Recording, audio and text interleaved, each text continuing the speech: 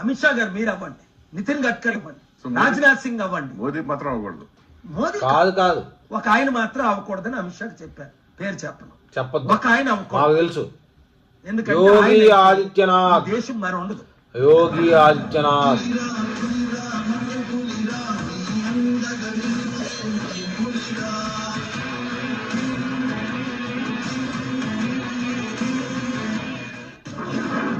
పేరు చెప్పడానికే ఉచ్చబోసుకుంటున్నారు అని చెప్పడంలో ఈ వీడియో ఉదాహరణ అండి. ఏంటంటే మోడీ ఉన్నా పర్వాలేదంట, బీజేపీలో ఇంకా పెద్ద తలకాయలు ఎవరున్నా పర్వాలేదంట, యోగి ఆదిత్యనాథ్ ఉండడానికి భయపడుతున్నారండి. కారణం ఏంటంటే మత పిచ్చిగాళ్ళకి, కుల పిచ్చిగాళ్ళకి, ప్రాంతీయ విభేదాలు సృష్టించే వాళ్ళకి ఉచ్చబడుద్ది అని చెప్పడంలో ఎలాంటి అబద్ధం లేదండి. చూడండి, కేఏ పాల్ చాలా గొప్ప మనిషి అని అందరూ అంటారు. అతనే యోగి ఆదిత్యనాథ్ పేరు ఎత్తడానికి, నోట్లోంచి రావడానికి భయపడేస్తున్నాడు. అర్థం చేసుకోండి.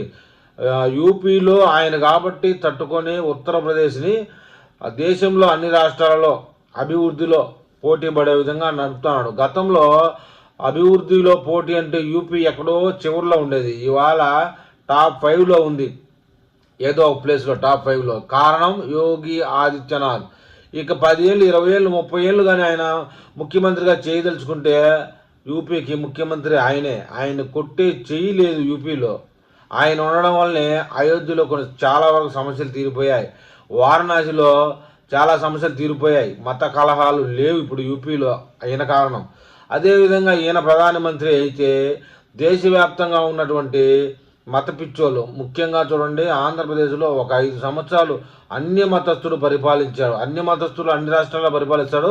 కానీ మత పిచ్చి ఉన్నటువంటి వాడు ఆంధ్రప్రదేశ్ని పరిపాలించిన కారణంగా అక్కడ ఉన్నటువంటి మత పిచ్చిగాళ్ళని ఇప్పుడు వచ్చినటువంటి కూటమి ప్రభుత్వం కంట్రోల్ చేయలేకపోతున్నది. శాయశక్తిలా ప్రయత్నం చేస్తుంది. ఆ విధంగా ఒక 5 ఏళ్ళు ఒకడు పరిపాలిస్తేనే ఇంత కఠినంగా ఉంటే, అలాంటి వాటికి యోగి ఆదిత్యనాథ్ ఒకటే గురువు.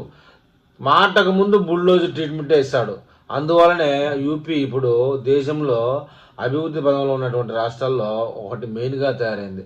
మరి ఈ విషయంలో మన భారతీయులు ఏమైనా కామెంట్ చేస్తారో చూద్దాం.